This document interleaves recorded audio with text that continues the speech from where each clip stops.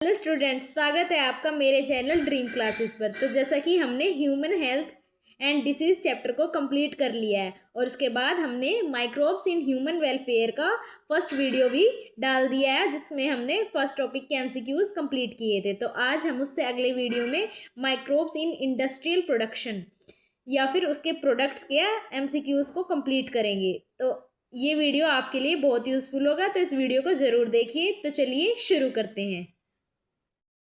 तो देखिए स्टूडेंट्स, ये रहे आपके आज के क्वेश्चन। तो मैं आपके लिए पढ़ती हूँ question number 1। Which of the following organism is used in production of beverages. Beverages का मतलब जानते होंगे ना आप, हम वही अल्कोहल्स वगैरह जो बिवरेजेस में ही आते हैं। तो जो कौन सा ऑर्गेनिज्म है जिसको हम बिवरेजेस के प्रोडक्शन के लिए यूज करते हैं। फर्स्ट ऑप्शन दिया हुआ है पेनिसिलियम नोटाटम, ऑप्शन बी दिया हुआ है saccharomyces cerevisiae, option C aspergillus niger and option D is clostridium butylicum. तो इन चारों ऑप्शन में से कौन सा ऑप्शन इसका करेक्ट जाने वाला है। तो जो बिवरेजेस के प्रोडक्शन के लिए जिस ऑर्गेनिज्म का हम यूज करते हैं वो कौन सा होता है, सैक्रोमाइसिस सर्विएसी। इसका ऑप्शन क्या जाएगा, option number B. B is the correct answer of the question number 1। तो चलिए पढ़ते हैं अपना second question. The chemical substances produced by some microbes which can kill or retard the growth of other microbes are called। हमें ऐसे chemical substance के बारे में बताना है जो कुछ माइक्रोब्स प्रोड्यूस करते हैं। वो क्या करता है और वो सब्सटेंस का काम क्या होता है, वो क्या करता है कि कुछ और माइक्रोब्स की ग्रोथ को रिस्ट्रिक्ट कर सकता है, उनको मार सकता है। उन्हें हम क्या कहते हैं।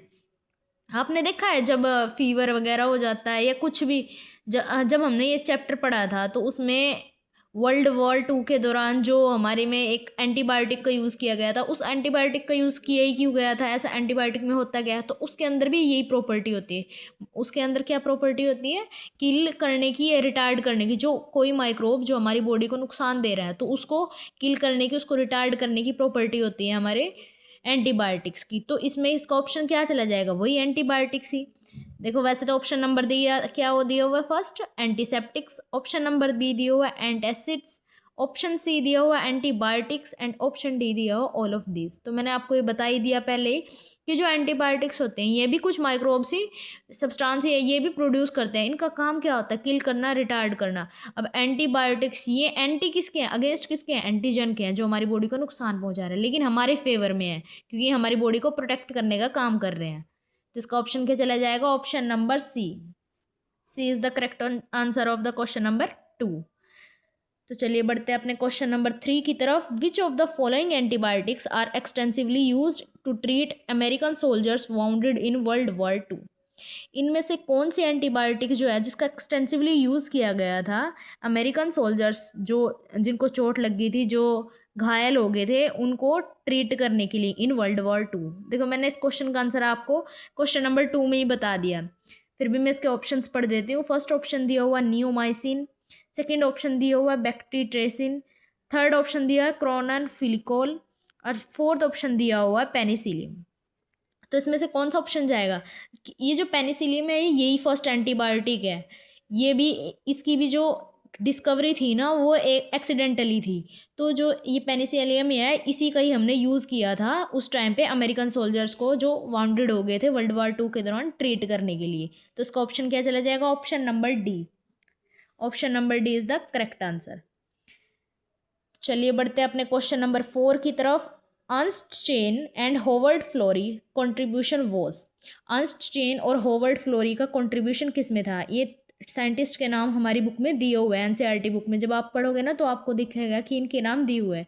तो इनका कंट्रीब्यूशन किस चीज़ में था। फर्स्ट ऑप्शन दिया हुआ है establish the potential of penicillium as effective antibiotic, second option दिया हुआ discovery of streptokinase, third option दिया हुआ production of genetically engineered insulin and D option दिया हुआ डिस्कवरी ऑफ डीएनए सीक्वेंस। तो जो अर्नस्ट चेन और हॉवर्ड फ्लोरी है उनका कंट्रीब्यूशन पता है किस चीज़ में था। देखो जो हमारी पेनिसिलियम की जो डिस्कवरी है वो तो एक्सीडेंटल होगी, वो भी कहाँ से हुई थी, ये स्टेफोलोकाई का एक मोड था जहाँ पे वो ग्रो नहीं कर पा रहा था। तो वहाँ पे जब चेक किया था साइंटिस्ट को, तो उसमें पता चला वो ग्रो किस वजह से नहीं कर पा रहा है, क्योंकि उसमें एक एंटीबायोटिक है जिसका डिस्कवरी की थी पेनिसिलियम के रूप में, लेकिन उस टाइम पे ये इफेक्टिव नहीं थी। मतलब ये अपना पूरा पोटेंशियल से काम नहीं कर पा रही थी हमारी बॉडी के ऊपर। तो उसको इफेक्टिव बनाने में जो कंट्रीब्यूशन किया था वो किनका था, अर्नस्ट चेन और हॉवर्ड फ्लोरी का। तो इसका ऑप्शन क्या चला जाएगा, option number A, establish the potential of penicillium as effective antibiotic. A is the right answer.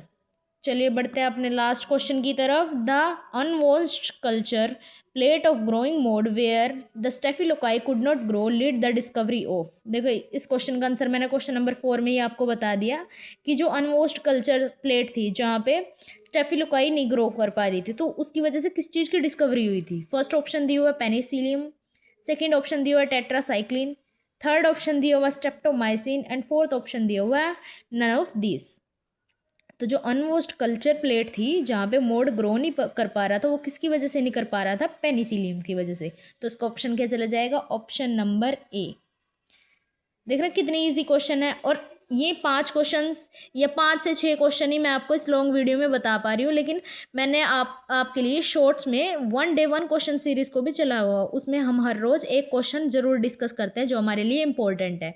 तो आप उन शॉर्ट्स की मदद से भी अपना चैप्टर कंप्लीट कर सकते हैं। और हर रोज़ मैं टॉपिक के हिसाब से 5 से 6 MCQs तो वैसे भी कराती रहूँगी। तो ये MCQs आपको बहुत हेल्प करेंगे।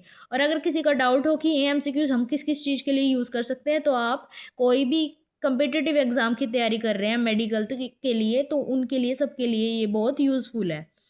तो अगर आप ऐसे ही MCQs देखना चाहते हैं तो मेरी वीडियोस के साथ जुड़े रहिए, ड्रीम क्लासेस को विजिट करिए और इन वीडियोस से अपने चैप्टर को कंप्लीट करिए। मिलते हैं अगली वीडियो में, तब तक के लिए बाय बाय, पढ़ाई करते रहिए।